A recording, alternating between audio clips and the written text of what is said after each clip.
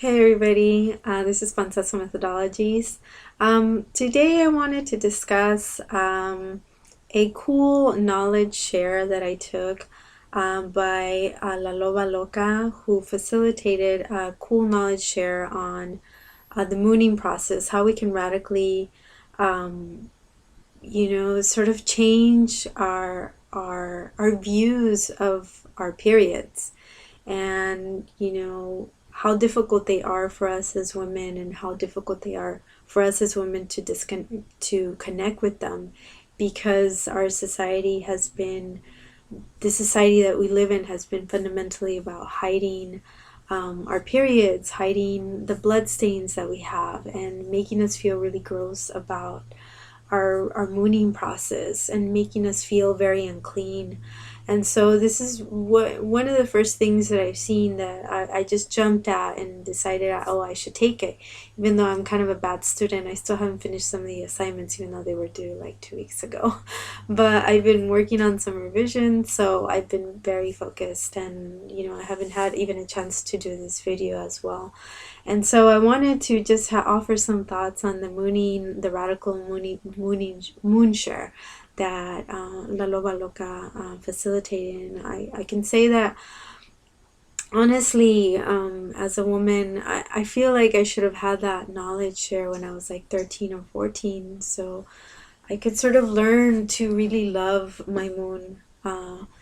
To really understand what it's about, to help me connect to Mother Nature, to Mother Earth, to connect to other women.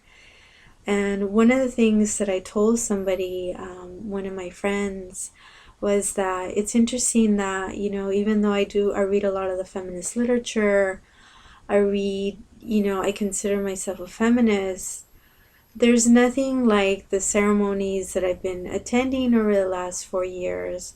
or 3 to 4 years, and even this radical moon share offered by La Loba Loca and other great teachers, maestros like Lavere, Makita, other great maestros here locally that I've been learning from, that those are the things that have helped me connect with other women and have really helped me understand feminism in another way, and have helped me really um, just really love my body and really love actually having my moon, because it does so many awesome things.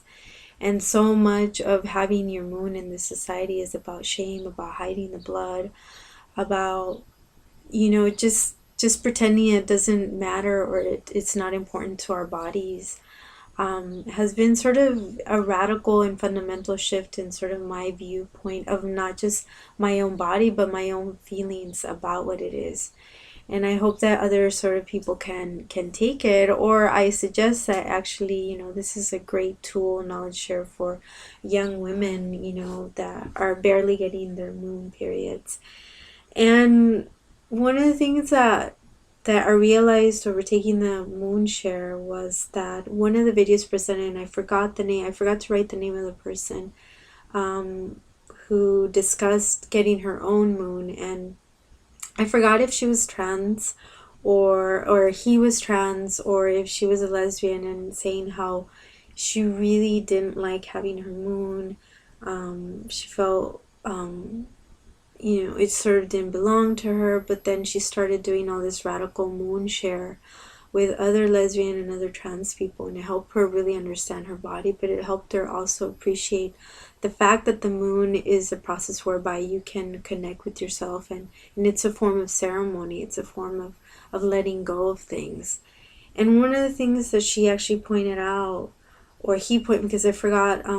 what he or she identified as, because it was kind of a while ago when I saw the video, about a month ago, was that it's interesting that I'm going to use he or she said, that one of the things that he realized was that learning about your moon helped her understand that it's the reason that men have such a difficult time in our society is that they actually don't have a ceremony to connect to. And primarily the way that functions for women is actually through your moon, through your period, is that you're letting go. If you take the knowledge here, you'll understand what I'm talking about. But it helps you sort of connect to a lot of different parts of your emotions in your body, and it helps you let them go. And it's something that actually men don't have the ability to do. And one of the things that I was thinking about, especially is sort of this crisis that we're having around the world, these men, this quote unquote ISIS in the Middle East and Central America refugee crisis, and even the crisis here of, male leadership, um, that they effectively actually don't have these spaces, and we do, and sort of this heteropatriarchal society has also made us feel bad, and so we can't connect to our own ceremony. And in turn, men actually don't have a ceremony to connect to, even though maybe in the past they did. And it's interesting that one of the things that helped me through this week deal with sort of the emotions of sort of this collective, a global collective consciousness that's going on right now, because all these sort of Paris attacks and, people's lack of compassion and humanity, was actually another a presentation by a Native American professor at San Diego State University, who was also talking about bringing back the flower ceremony for California Indians,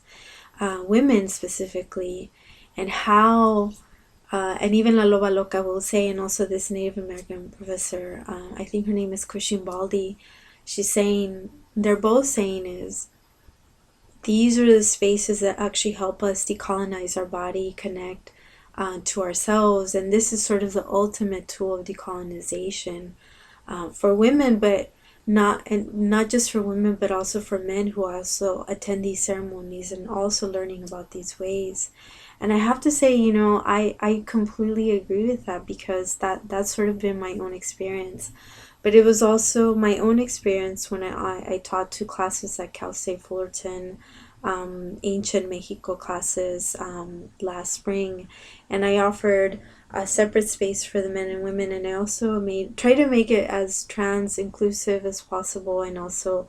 aware of people's gender identities as well, and I try to be open in that way, and I'm not sure if I facilitated very well, but I was trying very hard. But I offered a space for men and for women to sort of have a different set of spaces to honor them both as women and as men, even though